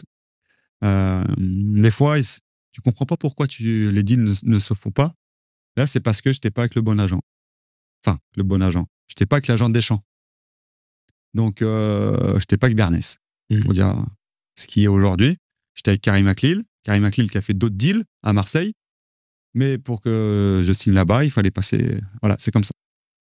Donc, ça ne se fait pas à Marseille, malheureusement. Dégoûté parce qu'il y a mes amis qui sont là-bas. Souleymane Diawara et Mamadou Niang qui m'attendaient. Ça ne se fait pas. Donc, il y avait l'option 2, c'était Bordeaux. De Laurent Blanc. Et Gassé. Et moi, je voulais vraiment aller là-bas. Parce que Chamac part. Et moi, j'avais le même profil que Marouane, même génération. Et Laurent Blanc me voulait pour remplacer Marouane. Et malheureusement pour moi, Laurent Blanc devient sélectionneur de l'équipe de France. Et on sait ce qui s'est déroulé avec Bordeaux cette année-là. Ouais, avec Tigana. C'est Tigana qui arrive. Voilà, c'est comme avec Hans à Sochaux. Ça se fait pas parce que voilà, je fais pas partie de ses têtes. Et je signe à Auxerre. C'était la 3e option. Ouais. Auxerre qui faisait le tour préliminaire de Ligue des Champions. Donc je signe à Auxerre avec Jean Fernandez. Et puis là, je suis présélectionné en équipe de France parce que c'était Laurent Blanc. Et donc voilà. Voilà, une petite épopée avec la GIA en Ligue des Champions. Et ça, c'est important de le mentionner. C'est-à-dire, tu as passé rapidement sur ton passage au Mans, mais au Mans, tu as vraiment été capable de... Et corrige-moi si je me trompe, mais je pense que tu as été dans les meilleurs passeurs du Mans en Ligue 1, 2e meilleur buteur, je pense même, de l'histoire de Ligue 1 du Mans. Tu as marqué le club à ta manière. Je crois que je suis le meilleur passeur en Ligue 1 avec Le Mans. Mm-hmm. Et 2e meilleur buteur. 2e meilleur buteur en Ligue 1. Donc ouais, 3 ans pleine, voilà. Plus de 100 matchs. Là. Ouais, plus de 100 matchs, beaucoup de passes décisives. Oui. Parce que je jouais soit excentré ou sous l'attaquant. Mm-hmm. Et j'adorais jouer sous l'attaquant. Je rencontre aussi un coach qui m'a marqué, c'est Paulo Duarte, coach portugais, qui arrive. Et en fait, ce coach, il me mettait sur un piédestal incroyable. Il m'appelait Harry Potter, le magicien. Et moi, ça me donnait tellement de force. Mais tu as l'air d'être quelqu'un comme ça. Il faut te montrer cette affection pour qu'on soit capable de prendre le meilleur. Et ça marchait. Ça marchait. Et bon, malheureusement, il avait l'équipe du Burkina en même temps. Donc, à un moment donné, ça a coincé. Il a dû partir. Mm-hmm. Mais grâce à lui, voilà, j'ai pu exploser. C'est grâce à lui derrière que aussi j'ai été transféré. J'ai fait gagner de l'argent au club. Et le transfert s'est fait à cause d'une relégation, je pense, du Mans, c'est ça? Ouais, et puis Auxerre m'achète à hauteur de 3,5 millions. Quand même. Et mais je retiens que du positif de ce club. Voilà, aujourd'hui, je suis très content parce qu'ils sont montés en Ligue 2. Mm-hmm. Et je les suis parce que ça fait partie de ma vie et c'est là où j'ai pris le plus plaisir. Ouais. Et bon, Auxerre, tu arrives là-bas et je pense que tu as beaucoup d'ambition avec le club. Je pense que le club a également beaucoup d'ambition avec toi. Mais là, j'écoutais, je faisais mes petites recherches. Puis, il faut le rappeler aux gens qui nous écoutent parce que, bon, les gens vont peut-être se dire « Ah, Auxerre était en Ligue des Champions. » Oui, Auxerre était en Ligue des Champions. Et là, il y a un match à San Siro. Et on ne te fait pas jouer. Mais habituellement, on te faisait jouer. Et ça, je pense que ça l'a resté, c'est resté ancré dans ton esprit. Peut-être, est-ce que c'est de cette manière-là indirectement que quelques jours plus tard, tu n'es peut-être pas nécessairement dans ton meilleur état à l'entraînement, tu as eu une grosse blessure qui par la suite t'a tenu à l'écart du jeu pendant un bon bout de temps. Te rappelles-tu un petit peu de cette semaine spécifique? Je me rappelle très bien. Je me rappelle très bien parce que je signe à la GIA pour cette Ligue des Champions. Ouais. Donc, je voulais redécouvrir l'Europe, les matchs européens. Et j'arrive là-bas en tant que titulaire pour jouer derrière Yelen, attaquant polonais. Ça se passe bien au début, ça se passe très très bien parce que je joue. Et il y a un match, je crois que c'était contre Caen. On a un match à domicile à la GIA. Et je crois qu'on fait match nul contre Caen, alors qu'on gagnait 1-0, mais facilement. On gagne 1-0. Mais en fait, le jeu de Jean Fernandez à la GIA, c'était bloc bas, contre-attaque, transition. Bloc bas, on attend, transition. Avec Pedretti qui distillait les ballons pour Yelen. Et moi, je me trouvais entre les deux à chaque fois. Entre le milieu et l'attaquant. Et je touchais pas le ballon. Et moi qui aimais construire, toucher le ballon. Et à ce match-là, on gagne 1-0 et on fait 1 partout. Et le lendemain, en décrassage, on courait tous ensemble, ceux qui avaient joué. Et je dis à un pote à moi, Roy Contou, je dis, mais je comprends pas trop ces stratégies. On discutait comme ça. Je dis, je comprends pas trop parce que, voilà, on a des joueurs de qualité, et on joue pas au ballon, en fait. On fait que balancer. Et toi, t'aimes jouer au ballon. Et j'aime jouer au ballon, même si je connaissais un petit peu le plan de jeu. Mais je dis, des fois, c'est dommage quand même. Contre Caen, on doit être au-dessus, on joue en Ligue des Champions, on doit avoir la possession et maîtriser notre sujet. Et j'y suis juste comme ça, dans une conversation comme ça, au décrassage. C'est dommage. 3 jours après, on va à San Siro. Et Jean Fernandez à la causerie, il raconte ce que j'ai dit au décrassage. Devant tout le monde. Devant tout le monde. Comment il parle de ça? Il dit, oh, il y en a qui arrivent au club, ils pensent qu'ils ont tout vu. On arrive en Ligue des Champions en jouant comme ça, on va rester comme ça. Des trucs comme ça. Et je vois, il dit pas mon nom. Ouais. Il y en a, ils arrivent, ils pensent que... Il commence comme ça la causerie. Il affiche l'équipe. Je suis remplaçant. Et moi qui attendais ça, quoi. Premier match de Ligue des Champions à San Siro, je me retrouve sur le banc. Et là, je prends un coup de bambou. Je sais pas qui a trop à parler, qui a dit au coach, parce qu'il n'était pas là, le coach, quand je discutais. Et voilà, le match qui se passe à San Siro, on perd 2-0, doublé de Zlatan, faire 2-0 là-bas, je rentre 20 minutes. Mais je marque sur corner, je marque de la tête, et il siffle hors jeu. Je comprends pas. Bon, bref, on perd 2-0. Il y avait Ronaldinho, Robinho. Incroyable équipe en face. Bref, on perd 2-0, on revient à Auxerre. Et à l'entraînement, en fait, 2 ou 3 jours après, Popo Koulibaly me blesse. En fait, il me tape juste vite fait derrière la jambe et je me fais le court péroné de la cheville. Et je me dis que ça a dû jouer dans ma tête, cet épisode. Et voilà, je me blesse 2 mois et demi et je fais aucun match de Ligue des Champions. Je reviens à Madrid pour le dernier match de poule. On perd 4-0 à Bernabéu, mais je rentre pas. Donc je signe à Auxerre et je joue que 20 minutes en Ligue des Champions. Donc voilà, un passage pas top là. Ouais. Mais bon, ça fait partie du truc, ça fait partie du foot. Les blessures font partie du job. Et malheureusement, elle n'est pas arrivée au bon moment. Ouais. Un dernier passage, par contre, très intéressant, les gars, c'est à Valenciennes. Ouais. Ça s'est bien déroulé là-bas aussi. Il y a eu des beaux moments. Ouais, très bien. Très bien. En fait, je signe à Valenciennes parce que le coach Daniel Sanchez, me connaissait de Saint-Etienne. C'était l'adjoint d'Eli Bop. Donc, il me fait venir à Valenciennes. Et puis, tout se passe bien, en fait. Tout se passe bien. Je mets doublé contre Lorient, je mets doublé contre l'OM. Ah oui? Je suis représélectionné en équipe de France. Et malheureusement, je me fais le tendon d'Achille. Ouais. Grosse tendinite au tendon d'Achille. Et je suis blessé.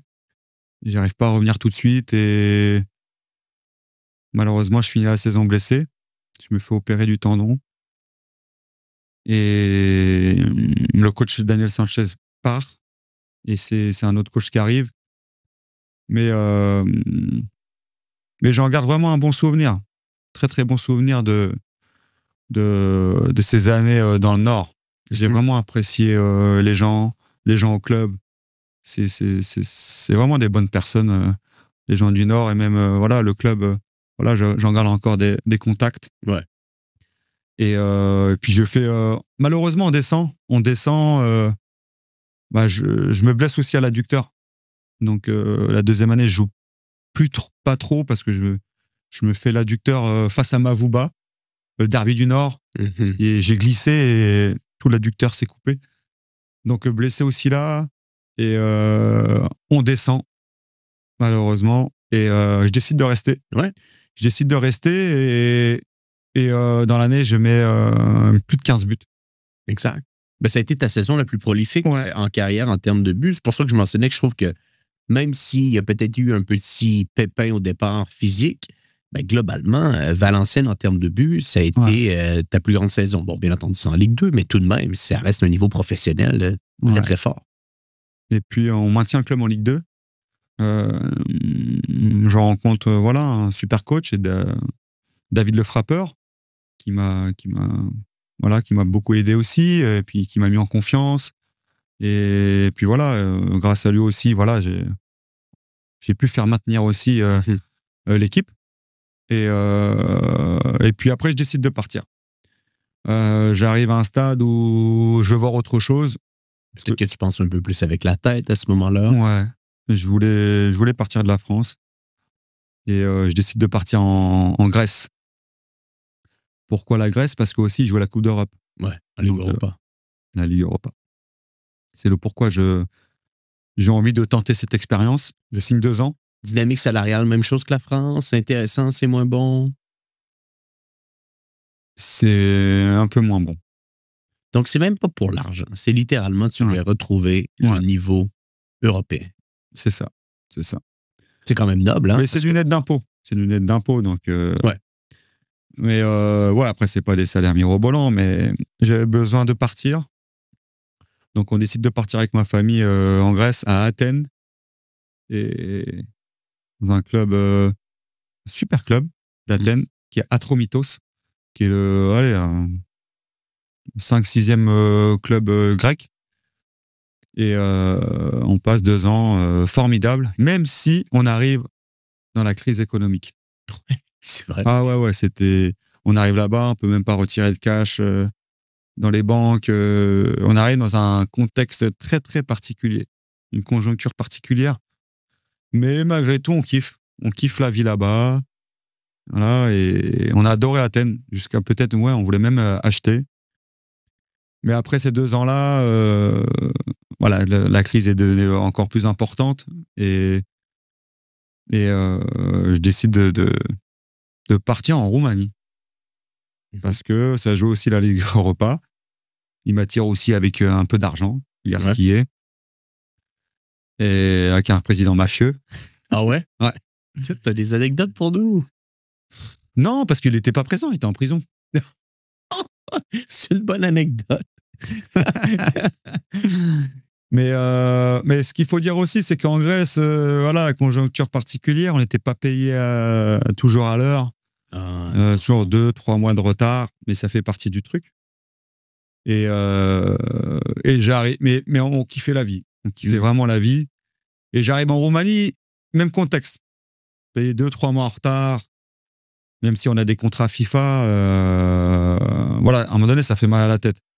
Tu bosses, mais t'es pas payé. Et voilà, même si tu joues la Ligue Europa, et dès lors que on est éliminé de la Ligue Europa, c'est là que ça devient compliqué.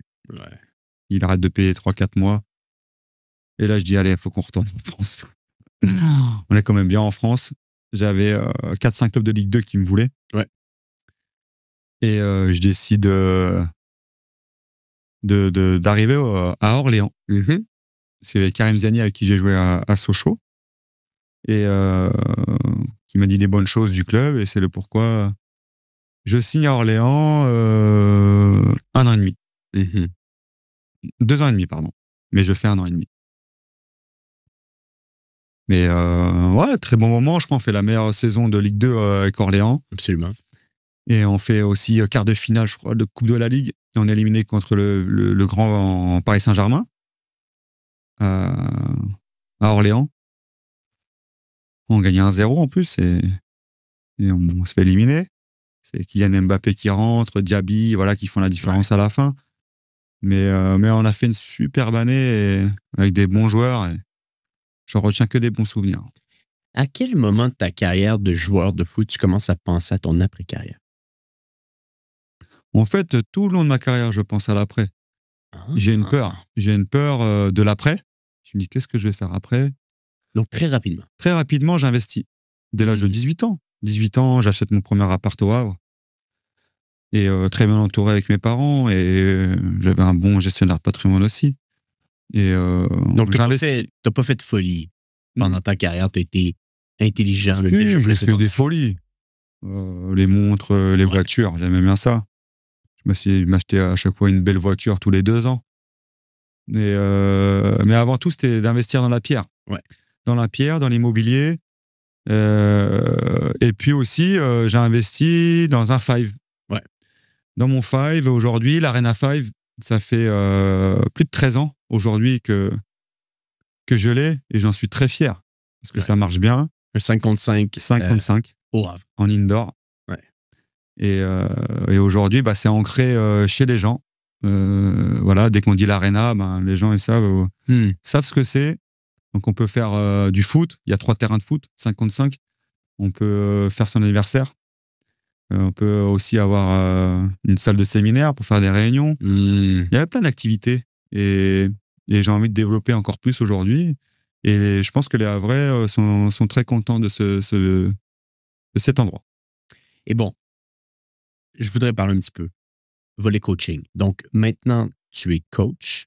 À quel moment également ça t'a frappé? Est-ce que c'est, grand génie tactique, Benitez, mais peut-être c'est pas lui nécessairement qui t'a influencé pour devenir coach, ou peut-être que oui, je ne le sais pas. Est-ce qu'il y a eu un coach spécifique dans ta carrière qui t'a donné envie de vouloir faire cette profession après ta carrière de joueur de foot? Durant ma carrière, non. Ah! Non, parce que quand j'étais joueur, je me disais jamais de la vie je vais être coach. Et pourquoi? Parce que je mettais beaucoup de distance avec les coachs. Beaucoup de distance. À cause de ta mauvaise expérience avec Benitez, tu penses? Moi, je pense que ça a dû jouer aussi. Ouais. Peut-être je me méfiais aussi des coachs. Je détestais l'injustice aussi. Mais je mettais beaucoup de distance et je disais jamais je ferais ce job. Mais malheureusement, enfin pas malheureusement, mais quand j'arrive à Annecy, en fait, j'ai eu la peur d'arrêter. Je dis, mais qu'est-ce que je vais faire après? Et j'ai le meilleur moyen de ne pas penser au ballon, à ma carrière de joueur, c'est de rester sur le terrain. Et c'est le pourquoi j'ai passé tout de suite mes diplômes. Mes diplômes de coach, je me suis dit, je vais me lancer dedans, parce que je savais que j'allais rester dans le foot. Par rapport à ma passion, par rapport à mon réseau, et tous les clubs que j'ai pu faire aussi. Je voulais rester dans le foot, mais je ne savais pas quoi. Et là, je me suis dit, pourquoi pas rester sur le terrain? J'étais avec les attaquants, avec les U17 d'Annecy. J'avais demandé au club, ils m'ont dit, ouais, il n'y avait aucun souci, il n'y avait personne pour ça. J'ai dit, je vais commencer là avec ça et on va voir. Et je me suis pris au jeu, en fait. J'ai passé les diplômes, 1, 2, 3. Et puis, je me suis rendu compte que voilà, j'aimais ça. J'aimais ça et que les joueurs aussi m'écoutaient. Et je me suis pris au jeu. Et puis aujourd'hui, voilà, je vais entamer ma 5e saison au Havre. Enfin, pas au Havre. Enfin, j'ai fait 2 ans à Annecy et là, ça va être ma 3e saison au centre de formation du Havre où j'ai débuté.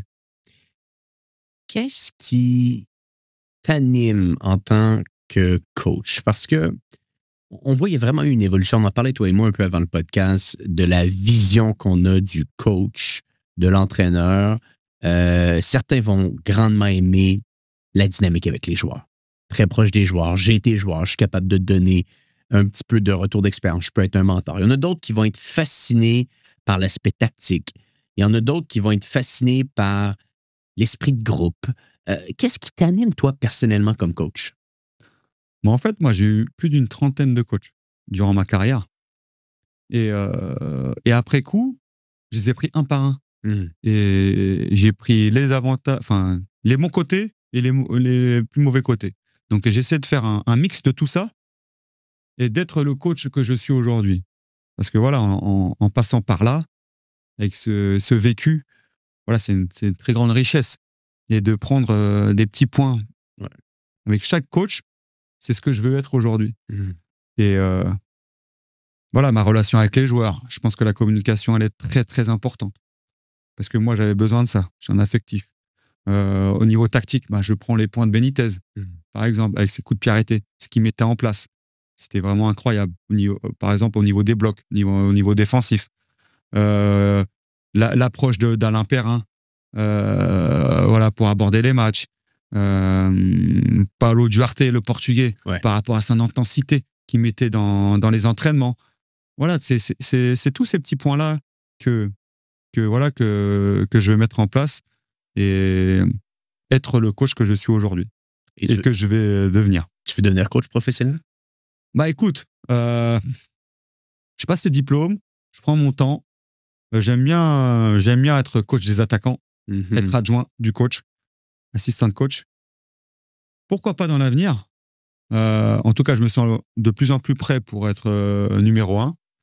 Mais j'aime ce rôle pour l'instant d'être adjoint et de m'occuper de cette partie de l'animation offensive et être proche des attaquants. Mais on verra. Et c'est quel coach que tu regardes beaucoup en ce moment, qui t'inspire? Quel type de foot qui t'inspire beaucoup en ce moment? Bah, Luis Enrique, j'aime bien. À Paris, j'aime bien Liverpool. J'adorais le Liverpool de Klopp. Ouais. Et même ce qu'il fait aujourd'hui, le nouveau coach, j'aime bien. Dans la continuité. Ouais, dans la continuité. Après, j'aime bien le Real. J'aime bien le Real aussi, même si je trouve que tactiquement, c'est pas le top. Mais ça risque d'être impressionnant cette année. Ouais, parce que j'ai joué avec Xabi Alonso à Liverpool et je pense que c'est le bon coach pour ce club avec les joueurs qu'il y a aujourd'hui. C'était déjà un coach quand il était joueur? Ouais, enfin, tu pouvais sentir qu'il allait devenir coach. Il avait cette approche tactique très, très intelligent. Et je suis pas surpris qu'il soit là aujourd'hui. Et j'ai hâte de découvrir ce qu'il va faire cette année. Mais j'ai peur pour Barcelone. Mais j'aime bien aussi l'Inter. Alors, c'est très paradoxal parce que j'étais attaquant et je suis très porté par l'offensive. Mais ce qui m'a procuré l'Inter cette année, au niveau défensif, j'ai adoré. J'ai adoré le bloc, ce qu'il a pu mettre en place, le coach Inzaghi. Et je m'inspire des plus grands. Impressionnant à quel point qu'ils ont totalement perdu tout repère en finale. Ils n'ont pas été capables de suivre le pressing du Paris Saint-Germain et finalement, cette brigade défensive, cette muraille défensive quasiment, n'ont pas été capables. Mais ce qui les a surpris, je pense, c'est de prendre un but si vite. Ouais. Parce que très habitué à pas prendre de but, à être très solide. Et là, ce qui a perturbé, en fait, c'est qu'ils marquent très, très vite le Paris Saint-Germain. Ouais. Et après, ils sont découverts, quoi. Mais ouais, très difficile de percer. Et j'ai trouvé ça vraiment très, très impressionnant. Et même après, au niveau de la stratégie pour remonter le ballon avec les 3 défenseurs centraux et avec les pistons. Même le gardien. J'ai adoré l'animation avec les 2 attaquants devant, Thuram et Martinez, et les 3 milieux de terrain incroyables. Et voilà, je regarde tout. Hâte de les voir avec le nouveau coach parce que ça partait beaucoup de la vision du coaching. Il est maintenant rendu à Al Hilal. J'ai hâte de voir cette année qu'est-ce qui va se dérouler avec l'Inter, avec le changement. Parce qu'on s'entend souvent cette vision, cette structure de jeu part du coach. Ouais, c'est Chibou, je crois, qui est arrivé. Maintenant, on va voir ce qu'il va mettre en place, mais ça va être difficile de prendre l'équipe après une finale de Ligue des Champions. Absolument. Il faut gagner le championnat, il faut faire un très bon parcours en Ligue des Champions. Mais ils ont déjà ils ont les bonnes bases. Ils ont les bonnes bases, l'Inter. Moi, avant tout, ce que je dis aux joueurs, il faut bien défendre avant d'attaquer. Et ce qu'a montré l'Inter cette année, c'était du très, très grand niveau. Même si ils en ont pris 5 en finale. Ouais. Le PSG, ils étaient ailleurs. Ils étaient ailleurs, ils étaient au-dessus de tout. Ouais. Mais ce qu'ils ont fait quand même, l'Inter, face à Barcelone notamment, c'était incroyable. Ça le fait mal. Ça le fait très mal. Bon, avant de te laisser filer, tes meilleurs souvenirs dans ta carrière de foot et également, par la suite, les conseils que tu donneras aux jeunes qui nous écoutent aujourd'hui qui veulent aspirer à faire carrière comme toi. Les meilleurs moments, moi, je dirais le premier titre de champion du monde, U17. Voilà, champion du monde à 16-17 ans, c'est gravé à vie. Après, je dirais mon match contre la Juventus en quart de finale de Ligue des Champions. C'est mon plus beau match. Et après, ces années au Mans aussi, qu'on a parlé, la stabilité, mes meilleures années en Ligue 1. Et puis, cette finale de Coupe de France. Ouais. Avec Sochaux, avec ce but en finale, vainqueur de la Coupe de France. Voilà, mes meilleurs moments de ma carrière. Un beau palmarès. Ouais, je suis très fier. Je suis très fier de ça. Et même si J'aurais pu peut-être toucher l'équipe de France. C'est un petit regret aussi, parce que je pense que j'aurais pu y aller à un moment donné. Mais voilà, je suis un des joueurs qui est le plus capé en équipe de France Espoir. J'ai fait 3-4 générations. J'ai mis une 12aine de buts. Donc ouais, content moi aussi de ma carrière en équipe de France chez les jeunes et en Espoir. Après, aujourd'hui, voilà, ce que je peux dire aux jeunes joueurs aujourd'hui, c'est de travailler. C'est de travailler parce que le talent ne suffit plus aujourd'hui. Parce que le joueur moderne, voilà. Tu le vois? Il y a une grosse différence avec avant? Ouais, je le vois aujourd'hui. Le football a un peu changé et il faut être très armé physiquement pour accéder au haut niveau, même en Ligue 1. J'en parle pas après du très haut niveau, soit en Première Ligue ou en Ligue des Champions, ou après même une carrière internationale. Donc, il faut être très armé physiquement.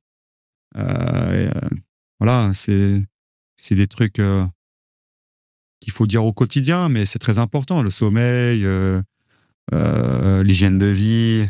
Voilà, il y a l'entraînement et après, il y a l'après-l'entraînement. Ouais. Et après, c'est dur parfois pour certains jeunes parce que ils aiment bien la malbouffe, ils aiment bien. On est passé par là, on sait ce que c'est. Et il faut faire jeunesse aussi. La jeunesse, il faut qu'elle se fasse aussi. On a fait des bêtises aussi. Mais il faut faire attention. Si on va accéder là-haut, si on veut signer professionnel, il faut avoir la rigueur aussi. La rigueur et puis le respect du coach. Écoute, Anthony, félicitations pour ta carrière exceptionnelle. C'est pas rien ce que tu as été capable d'accomplir. On veut toujours plus, certes, mais il faut prendre un pas de recul des fois, puis regarder tout ça, puis se dire, ben oui, il y a une Coupe de France, il y a une Ligue des champions, il y a un championnat du monde des moins de 17 ans. Tu as été un des premiers joueurs français à partir à l'étranger, aussi jeune également. Donc, tu as tracé le chemin également pour d'autres par la suite. Donc, tu as toute mon admiration pour ça. Je te remercie également beaucoup d'avoir pris du temps aujourd'hui sur Histoire de foot. Et pour les gens qui nous écoutent, eh bien, on se dit à bientôt pour un prochain épisode du podcast Histoire de foot.